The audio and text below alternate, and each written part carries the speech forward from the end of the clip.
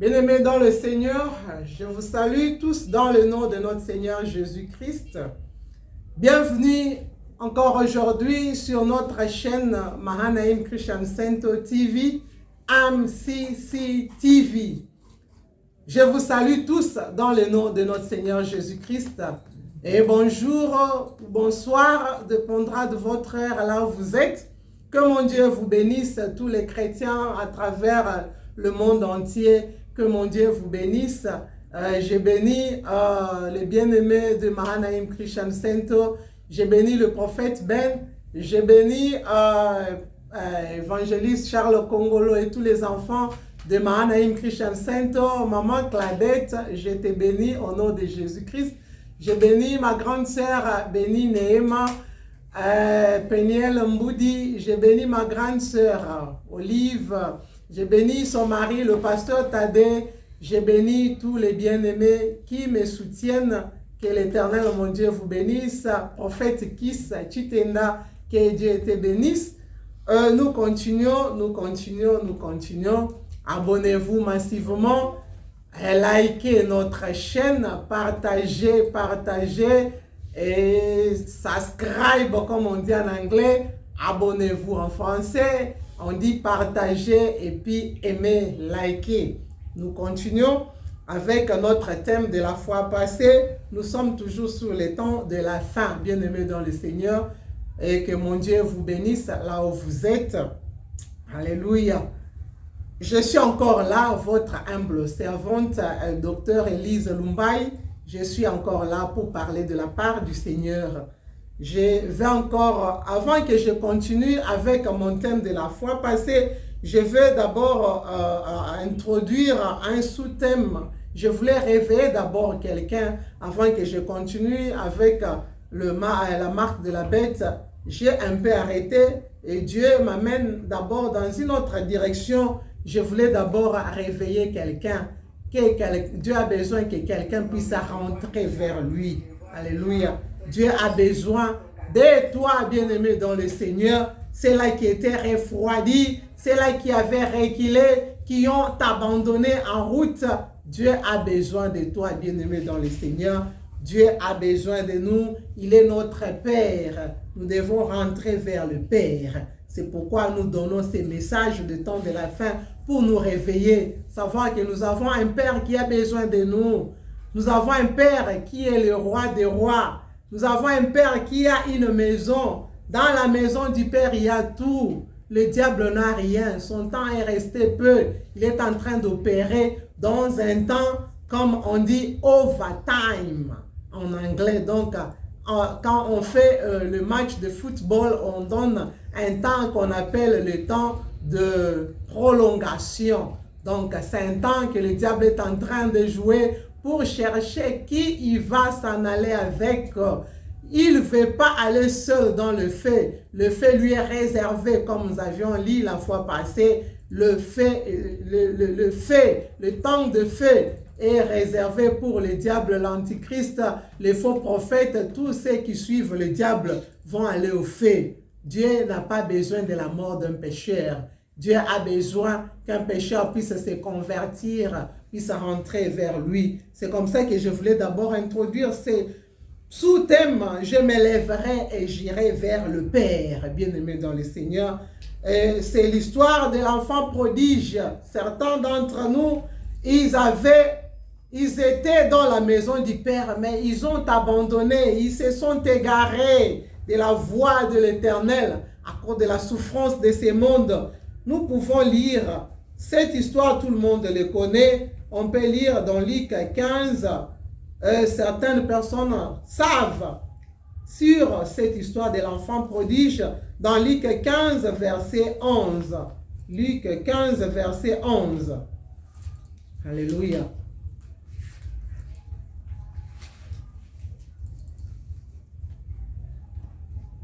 Luc 15, verset 11, on dit, il dit encore, un homme avait 2 fils. Le plus jeune dit à son père, mon père, donne-moi la part de bien qui doit me revenir. Et le père leur partagea son bien. Peu de jours après, le plus jeune fils, ayant tout ramassé, partit pour un pays éloigné, où il dissipa son bien en vivant dans la débauche.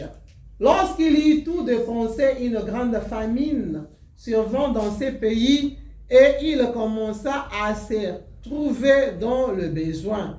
Il alla se mettre au service d'un des habitants du pays qui l'envoya dans ses champs garder des pourceaux. Il aurait bien voulu se rassasier des carouges que mangeaient les pourceaux, mais personne ne lui en donnait. Bien-aimé dans le Seigneur, personne ne lui en donnait. Alors, étant rentré en lui-même, il s'est dit, combien de mercenaires chez mon père ont du pain en abondance et moi ici, je meurs de faim. Je me lèverai, j'irai vers mon père et je lui dirai, mon père, j'ai péché contre le ciel et contre toi. Je ne suis plus digne d'être appelé ton fils, traite-moi comme l'un de tes mercenaires. Bien-aimé dans le Seigneur, l'histoire continue. Le verset 20, on dit, il s'éleva et alla vers son père, comme il était encore loin. Son père le vit et fils ému de compassion, il courut se jeter à son cou et le baisa. Notre Dieu, c'est notre Père, bien-aimé dans le Seigneur.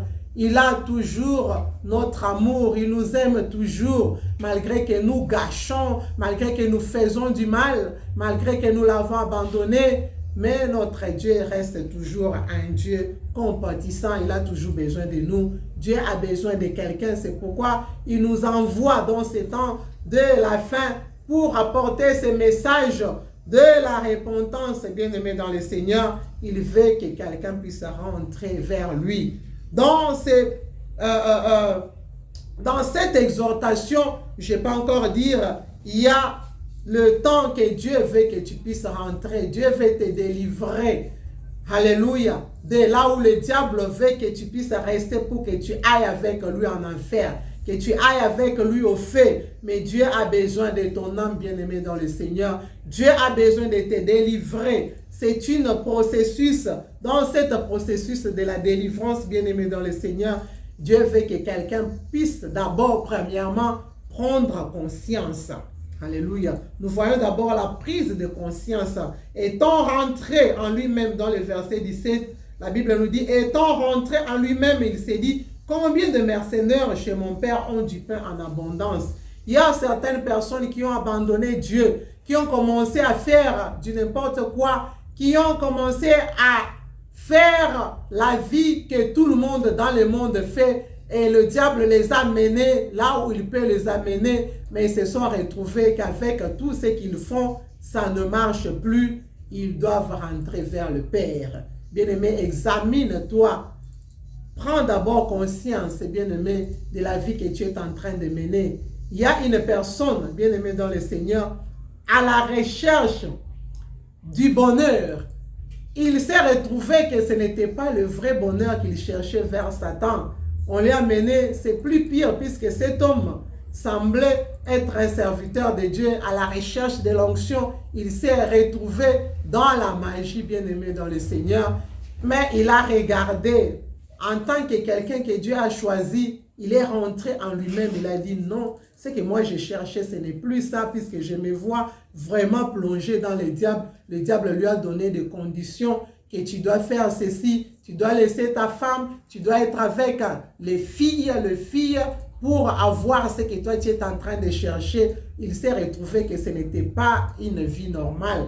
Il est rentré en lui-même, il s'est examiné. Il a dit, mais finalement, ce que j'ai cherché en fait, ce n'est pas ça. Là où son ami l'avait amené, c'est pourquoi il ne faut jamais envier. Tu vois quelqu'un avec sa vie, tu ne sais pas comment est-ce qu'il est en train de faire pour avoir ce qu'il a. Cette personne avait envié. Il est allé demander à son ami comment toi tu fais pour survivre avec ton église. Bien aimé, c'est le temps de la fin. Il y a certains qui se présentent comme de brebis, qui se présentent sous forme de brebis, mais en fait ce ne sont pas des brebis, ce sont des loups ravissantes. Bien aimé dans le Seigneur, ce sont des loups dans la peau des brebis, dans la peau de l'agneau. Il croyait que cette personne était une personne religieuse, une personne religieuse, une personne de Dieu, mais en fait, c'était le diable. La bénédiction qu'il avait, c'était la bénédiction du diable. La Bible nous dit la bénédiction de l'Éternel enrichit. Elle ne se fait suivre d'aucun chagrin. Mais quand le diable donne, c'est-à-dire il y a des conditions. Cette personne avait certaines conditions. Il n'était plus autorisé à rester avec sa femme. La vie qu'il menait, c'était une vie, là, je vous dis, bien aimé dans le Seigneur, une vie qui n'était plus bien. C'était vraiment du désastre pour lui, mais il est rentré quand même en lui-même. Dieu veut que là où tu es, que tu puisses d'abord rentrer en toi-même. Regarde la vie que tu es en train de mener. Est-ce que c'est la vie que Dieu veut que toi tu aies?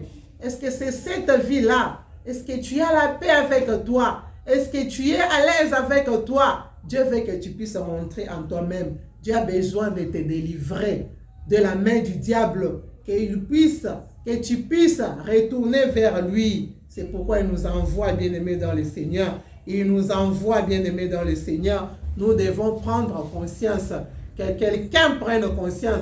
Dieu a besoin que quelqu'un prenne conscience d'abord de sa vie qu'il est en train de mener. Cet homme avait pris conscience, il a dit non, non, non, non, non. Je ne peux plus continuer à vivre comme ça. Et je pensais que j'allais être mieux, mais cette vie, ce n'est plus ma vie. Ma femme est en train de se plaindre, donc ce n'est plus une vie normale. Il a cherché à retourner, mais le diable lui disait, ne rentre pas.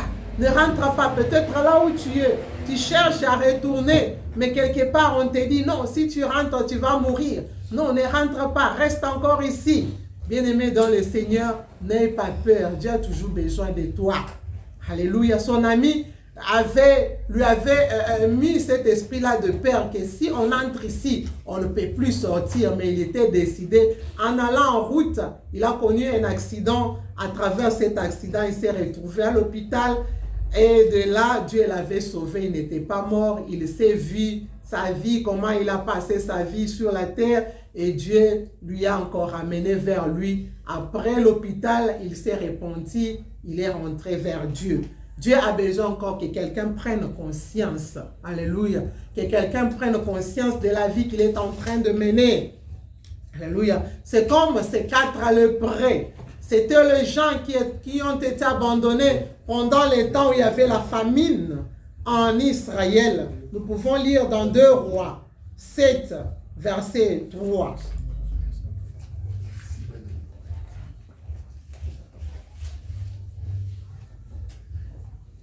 Il y avait à l'entrée de la porte 4 lépreux qui se dirent l'un à l'autre, « Quoi resterons-nous ici jusqu'à ce que nous mourons? Si nous songeons à rentrer dans la ville, la famine est dans la ville, et nous y mourrons. Et si nous restons ici, nous mourrons également.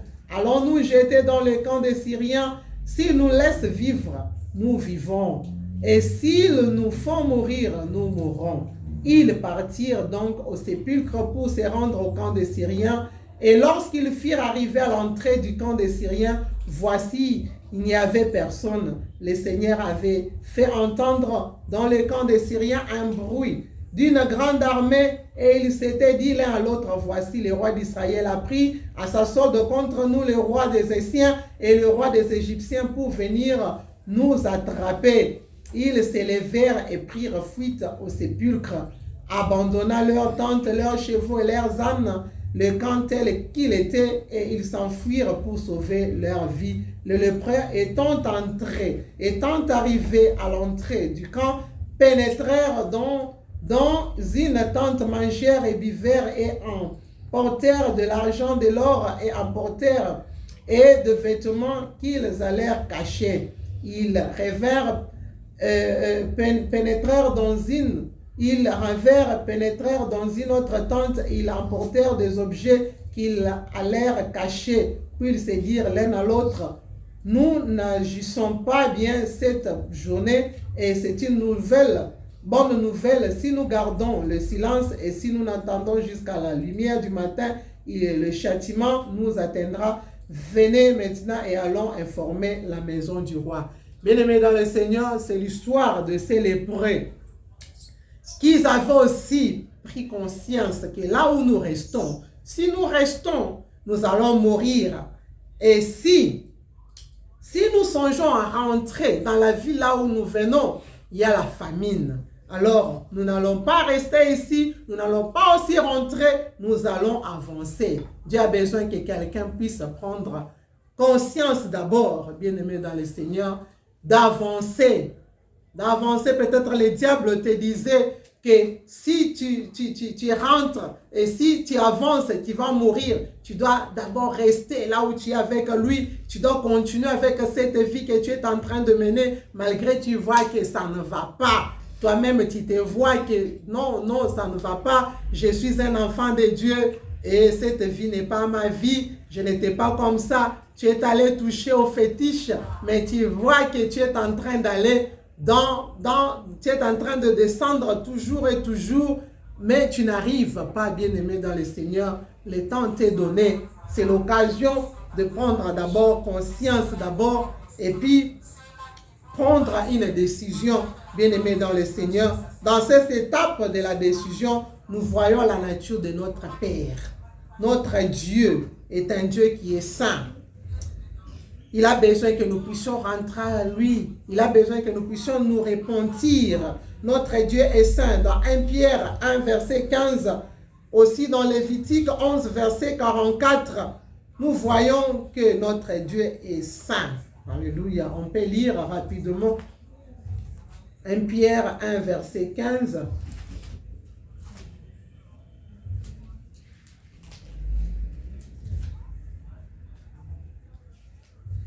1 Pierre 1, verset 15.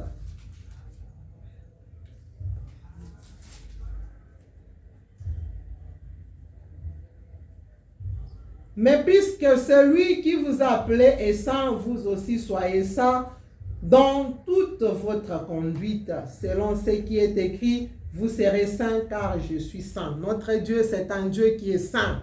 Il a besoin que nous puissions nous repentir. Bien-aimés dans le Seigneur, si tu m'écoutes à ces moments, réponds-toi, regarde la vie que tu es en train de mener, malgré que tu as cherché l'argent, mais cette manière-là de chercher l'argent, toi-même tu te sens d'abord en toi, que ce n'est pas propre. Cet argent que je suis en train de manger, ce n'est pas un argent qui est propre. Peut-être c'est un argent, c'est l'argent que tu obtiens dans la prostitution, c'est l'argent que tu obtiens dans la magie, c'est l'argent que tu obtiens dans la sorcellerie, l'argent que tu obtiens en tuant les gens, en vendant le rein, en vendant les parties humaines. C'est le moment, bien-aimé dans le Seigneur, que tu dois prendre conscience.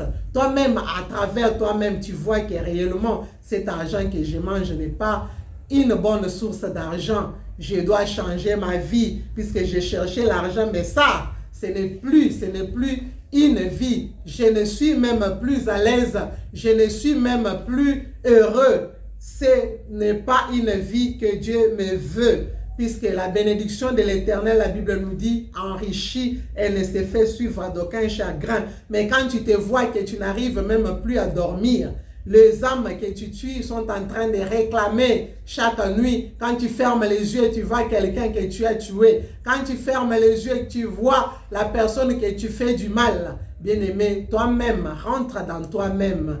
Regarde cette vie-là, ce n'est pas une bonne vie. Examine-toi, rentre à Dieu, bien-aimé dans le Seigneur. Réponds-toi, n'aie pas peur. C'est Dieu-là, c'est un Dieu qui est saint.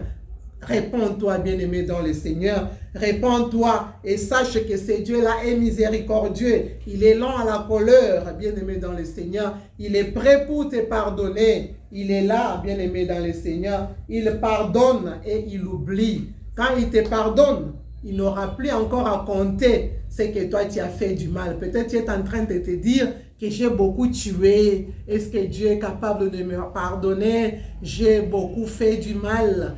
La grandeur du mal que j'ai fait, la hauteur du mal que j'ai fait, tu es en train de compter, mais Dieu ne regarde pas ça. Notre Dieu est miséricordieux, bien-aimé dans le Seigneur. Il est lent à la colère, psaume 86, Verset 15 à 6 nous dit que Dieu est miséricordieux. Il est lent à la colère. Il est riche en bonté et en fidélité. Il est là pour nous pardonner. Il ne faut pas te culpabiliser quand tu demandes pardon à Dieu. Rentre. Dieu a besoin de toi, bien-aimé dans le Seigneur. Cet enfant avait pris la décision, bien-aimé dans le Seigneur. Alléluia. Dieu, des fois, t'a laissé, après le mal que tu as commis, il t'a laissé comme ça, tu es en train de passer un temps très difficile. C'est pour que ton cœur puisse rentrer vers lui. Alléluia. C'est pour que ton cœur puisse rentrer vers lui, que tu puisses faire la repentance. C'était la mission du prophète Élie. Alléluia. Aussi la mission de Jean-Baptiste, c'était de ramener le cœur des enfants vers leur père et le cœur du père vers ses enfants. Alléluia. C'est comme ça que Dieu veut que tu rentres à lui. Il est toujours là. Il a le main tendu. Il te veut. Ne crois pas qu'il va te rejeter quand toi tu vas rentrer à lui. Il ne rejette pas. Il n'abandonne pas. Il a toujours ses mains ouvertes. Il te veut, bien-aimé dans le Seigneur. Il n'a pas besoin de la mort d'un pécheur. Il veut que le pécheur puisse se repentir et se détourner de ses mauvaises voies. Il a dit, si mon peuple sur qui est invoqué mon nom, s'humilie, prie et se détourne de ses mauvaises voies. 1 Chronique 7, verset 14. Et se détournent de ces mauvaises voies, je les pardonnerai et je guérirai leur pays. Peut-être Dieu t'avait frappé d'une maladie à cause de tes péchés, à cause du mal que tu as fait aux gens, à cause des mauvaises histoires que tu as fait aux gens. Dieu t'avait frappé, mais quand toi tu te réponds, tu rentres vers le Père, tu rentres, tu demandes pardon sincèrement, sache que c'est Dieu-là. Il va encore te pardonner, il va encore te guérir, il ne va pas te rejeter quand tu rentres vers lui. Cet enfant avait pris la décision de rentrer vers le Père. Quand tu prends cette décision, mets dans ta tête que c'est Dieu-là, c'est un Dieu qui est miséricordieux, il ne va pas te rejeter, c'est un Dieu d'amour. C'est la nature du Père. Ce Père-là, c'est un Père qui est plein d'amour. Il ne rejette pas, il n'abandonne pas quand on vient vers lui. 1 Jean 4, verset 8. Nous pouvons lire encore 1 Jean 4, verset 8.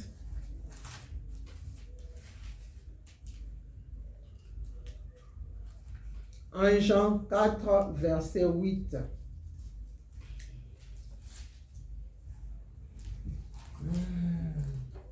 Celui qui n'aime pas n'a pas connu Dieu, car Dieu est amour. Alléluia. Notre Dieu est amour, il nous aime toujours. C'est un Père qui nous aime toujours. Parfois, tu es en train de te dire, avec tous ces mal que j'ai commis, il ne va pas m'accueillir, il ne va pas me regarder. Et je veux dire à quelqu'un que Dieu est un Dieu d'amour. Il t'aime toujours, il n'aime pas la mort d'un pécheur. Alléluia. Il veut que tu puisses te repentir. Quand tu te réponds, lui, il est là pour t'accueillir encore. Il est amour, bien-aimé dans le Seigneur. C'est un Dieu de bonté. Il est fidèle et juste. Nous pouvons encore les lire dans Nombre 14, 18. C'est Dieu-là, c'est un Dieu qui est plein de bonté. Éphésiens 2, verset 4. Je prends Nombre 14, verset 8. Il y a aussi Psaume 103, verset 8. Psaume 85, verset 11. Tu peux les lire, mais je vais lire seulement un seul verset du Nombre 14, verset 18. Pour te dire que ce Dieu-là, c'est un Dieu de bonté. Nombre 14.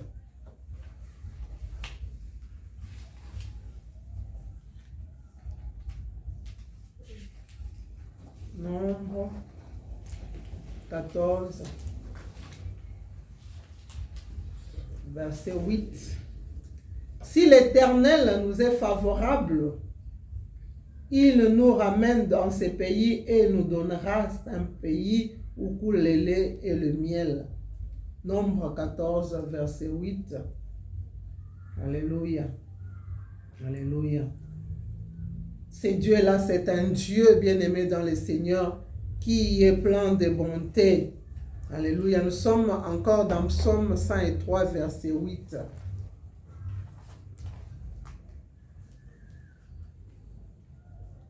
Psaume 103, verset 8. Psaume 103, verset 8. L'Éternel est miséricordieux et compatissant, lent à la colère et riche en bonté. Notre Dieu est riche en bonté. C'est un Dieu qui est bon. Alléluia. C'est un Dieu, l'amour, la bonté, la fidélité, la justice dans la nature de Dieu. Bien-aimés dans le Seigneur. Alléluia. Ce sont aussi les fruits du Saint-Esprit. Et ce Dieu-là, c'est un Dieu qui est esprit. Ceux qui l'adorent doivent l'adorer en esprit. Alléluia. Alléluia. Donc, ce Dieu-là, c'est un Dieu qui est plein de bonté. C'est un Dieu qui est juste, bien-aimé dans le Seigneur.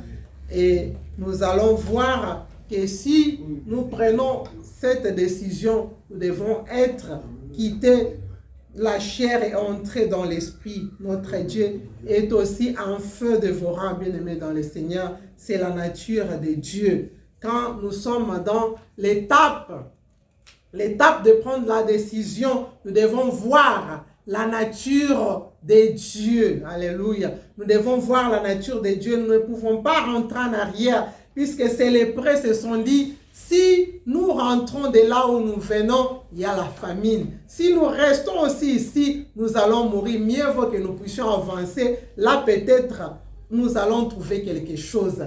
Bien-aimé dans le Seigneur, si tu as pris une décision d'abandonner, avance.